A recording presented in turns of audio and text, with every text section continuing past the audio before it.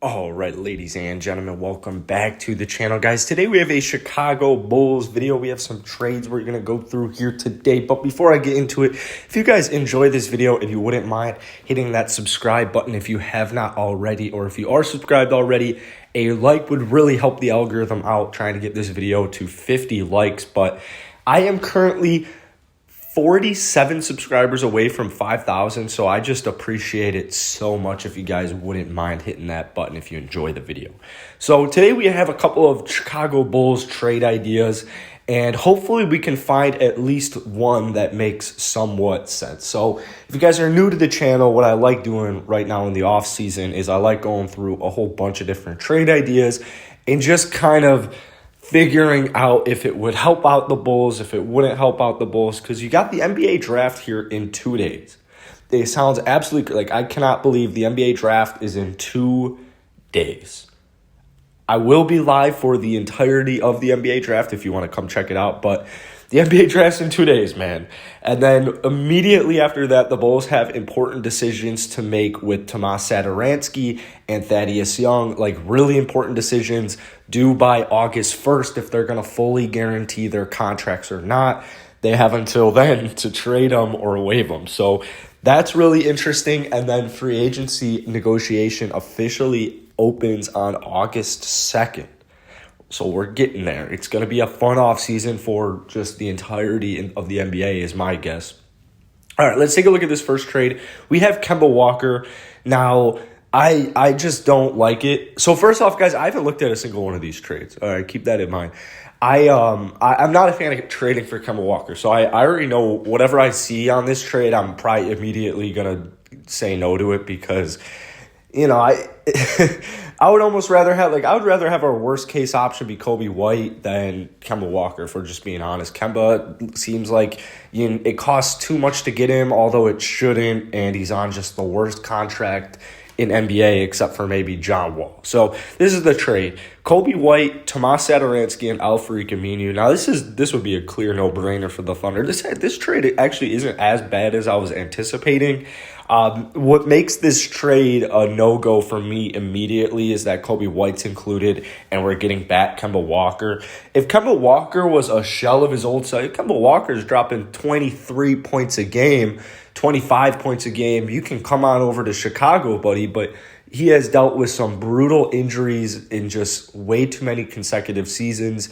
He doesn't look like he has his shot anymore. He cannot play a single speck of defense for the most part. So I gotta say, this trade, although Kemba Walker, just because, I was growing up as a kid when Kemba Walker made his Final Four run, his NCAA run, he put UConn on the map, even more than Shabazz did.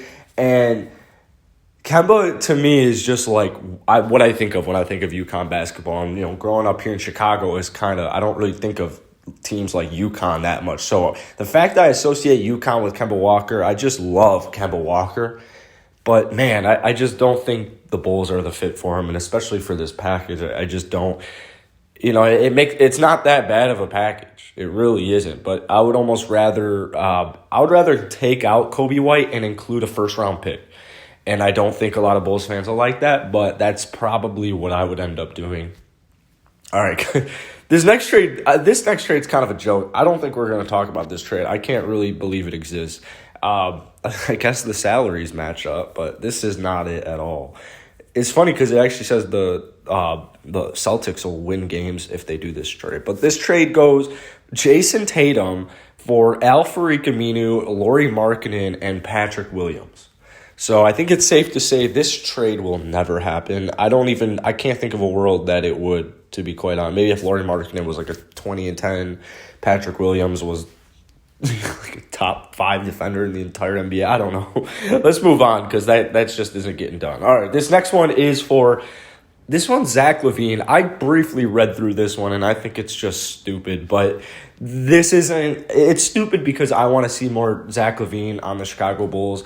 Some people are a little bit more realistic about Zach returning to Chicago, and this is a trade package that, like, maybe you wouldn't be too upset at. However, I would be pretty upset at because this is like a 27-point per game scorer we're talking about.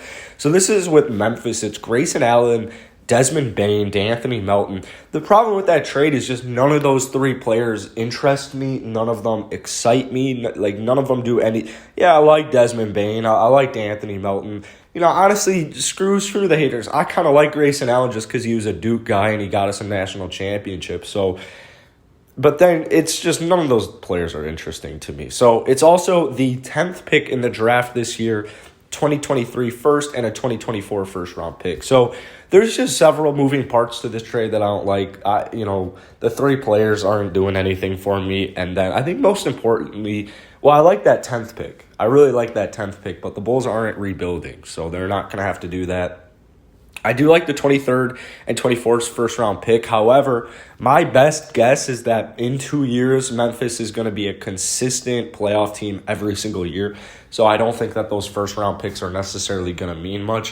What I think Memphis is doing right now is absolutely just genius. I think they are literally just pulling genius strings right now. Ever since they kind of rebuilt their team, they have been doing some low-key moves that years later have panned out. And everyone's just kind of shocked by it, except for Memphis Grizzlies fans or basketball enthusiasts, because it's like, dude, they know exactly what they're doing.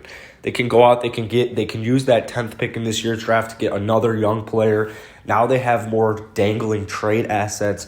But most importantly, they can use those 23 and 24 first-round picks to trade them away if they really want, because this team will be good. All right, we'll move on. This is another Zach LaVine trade. This is going to be tough because this is a Zach LaVine to the Lakers trade for Kyle Kuzma, THT, Dennis Schroeder, and the 22nd pick in this year's draft. Honestly, not as bad of a haul as I had thought. However, this is what the Los Angeles Lakers seem to offer literally any time they're in a trade. This is all they have to offer. This is pretty much it. Maybe KCP, but this doesn't interest me one bit. It interests me slightly because I like Kyle Kuzma. I think Kyle Kuzma on the Chicago Bulls would be kind of sweet because I do think Kyle Kuzma is an up-and-coming NBA star, and I think here in Chicago he'd be able to kind of showcase that a little bit better. But not only would it affect Patrick Williams' development, but you're also bringing in THT, who could probably play the shooting guard if Zach LaVine were to go away, but I'm not an Eastern Conference executive who thinks THT should be worth that much money. And then that first round pick doesn't really do anything. And Dennis Schroeder especially doesn't do anything for me. So that's it for today. Let me know if you guys liked any of these Bulls. If you have any Bulls trades down below, go ahead and comment them. But most importantly, guys, hit that like button, hit that sub button if you guys enjoyed. Peace.